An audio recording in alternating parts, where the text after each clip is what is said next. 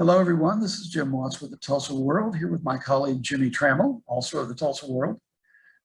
We represent the scene section and are here to talk about some of the things we've got coming up in future issues, or as it may be, current issues. Like, for example, today we have a roundup of the slightly more higher end Central and South American restaurants that have opened in the past year or so in Tulsa. We've got everything from Brazil to Venezuelan to Ecuador to Peru, Guatemala, and then various regions in Mexico, as well as your basic Tex-Mex. So, well, how adventuresome did you get? Well, I didn't get to the crickets, but if you want them, you can have them. Yeah. There's a restaurant at 18th in Boston called Tacos Ex Mezcal, and one of the things they offer is a guacamole with crickets in it. I couldn't get my compatriots to try that, but they did try the one with the paddlefish caviar, which was very good. Now and one a new place called El Paso in the Farm Shopping Center has goat on the menu. It's been stewed in spices, and it's actually very, very tasty, very tender. It's not. If you're thinking goat would be gamey, this is not it at all. It's really, really good. And according to the owner, they were uncertain about putting it on the menu, but it's turned out to be one of their most popular dishes. I think mainly because people are kind of daring each other. I dare you to wear the goat. So we've got that coming up. So if you need any advice for Taco Tuesday, that's something to check out. What's coming up on the pop culture scene? Well, on Sunday, January the 6th, a Tulsa power pop music legend, Dwight Twilley, will celebrate his 70th birthday. So in advance of the 70th birthday, I contacted his wife, Jan, who put me in touch with Dwight for kind of I'm going to call it a biographical interview for his 70th birthday, but more so it was probably the rise of Dwight Twilley we focused on, from growing up in Tulsa, meeting Phil Seymour at the Bowman Twin movie theater just by serendipity, and they hit off a friendship and actually go record that day. The day he met Phil Seymour, they go and start fiddling with recording and being in a band, which they were both in the Dwight Twilley band at the start with Shelter Records. So I enjoyed going down memory lane with Dwight Twilley and retracing the early part of his career and how he went all the way to California to sign with Shelter Records, and they sent him to this place called Tulsa, which you knew all about anyway. Okay. Yeah, I remember hearing, I guess it was "I'm on Fire" was maybe his best known hit. Yes. On local AM stations, and then about maybe more than a decade later, he had another record come out that am I right in thinking Tom Petty? Girls is the name of that song in 1984. And was Tom Petty the producer? Tom Petty sang background on that song. I knew he was involved with it somehow because he was a fan of the Dwight Twilley band, because, and you probably go into this about Tom Petty's cross country, because they're from Florida and they were trying to go to LA and they got waylaid in Tulsa. And I think they recorded some for Shelter Records. And they were very upset that people thought they were an Oklahoma band when they were very proud Floridians. But Tom Petty's first album was on Shelter Records. Yeah, that's what I thought. It was recorded in California, but it was on Shelter Records. So he and Tom Petty, Dwight Twilley and Tom Petty, both their debut albums were Shelter Records products. And in fact, the song Breakdown, Dwight Twilley kind of overheard the Tom Petty group, messing with the song Breakdown, and said, "You know what?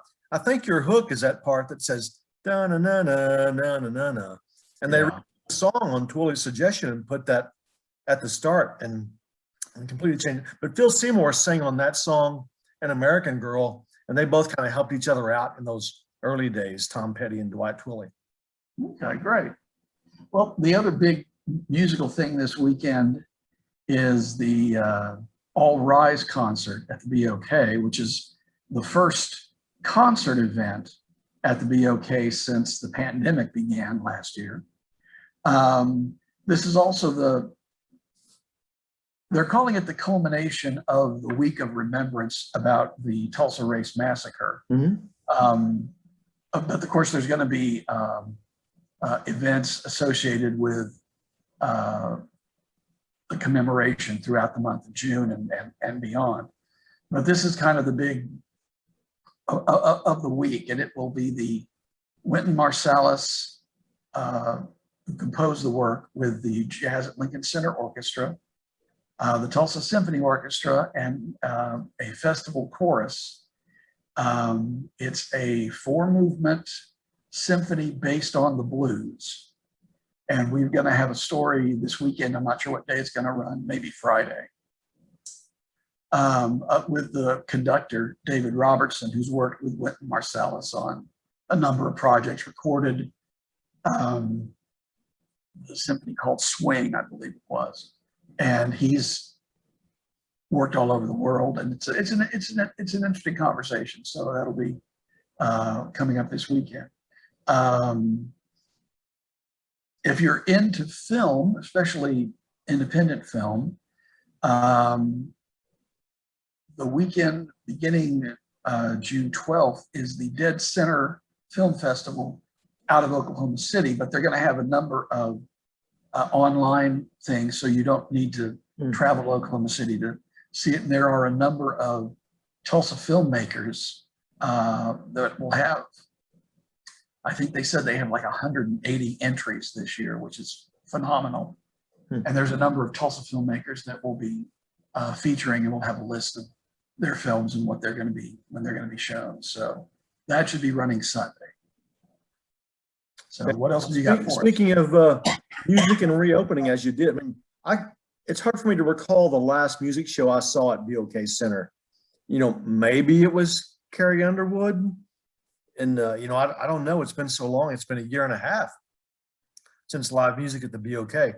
But with live music returning to the Rocklahoma Festival grounds in Pryor, because they announced headliners for the Born and Raised Music Festival, which was supposed to debut last year, but because of COVID, obviously, it will be postponed until this year in September. You'll have ZZ Top and Cody Jinks headlining that event, which is interesting. It's not Rocklahoma. It's not replacing Rocklahoma. That's 2 weekends earlier. The Born and Raised Festival is, quoting the press release, outlaw music, red dirt music, and one other thing, but it's kind of a different genre than Rocklahoma, if you will. Yeah, Rocklahoma is sort of stuck in the 80s and 90s, but in a good way for the fans of that genre. Well, it was initially, Okay. or they've tried to get really more current and also just have a dash of those 80s or 90s groups, maybe. Okay, all right. Well, and ZZ Top is, I remember them coming here since the 70s. You know, Tulsa has always been one of their stops. I remember my former editor, Kathy Logan, talking about interviewing Billy Gibbons, the guitarist, backstage, and she had her baby son with her, and she just kept talking about how he was rather taken with the child, and she said hearing profanity spoken in a baby talk accent is something you'll never forget. So yeah, it's yeah. Anyway, we're both working on our ZZ Top beards. Yours is a little more grown out than mine is, but I'll try. Yeah. I yeah, I doubt I will ever, and probably would never want to reach the biblical proportions of a ZZ Top beard. But yeah, we're we're trying to keep undercover as much as possible these days. All right, well, that will get us started for this episode. I believe this is number 14 of The Men Who Would Be Seen. Thank you for taking the time to put up with us yakking, and we will probably see you next week. This is for my friend Jimmy Trammell. This is Jim Watts with the Tulsa World. Thank you for watching. Bye.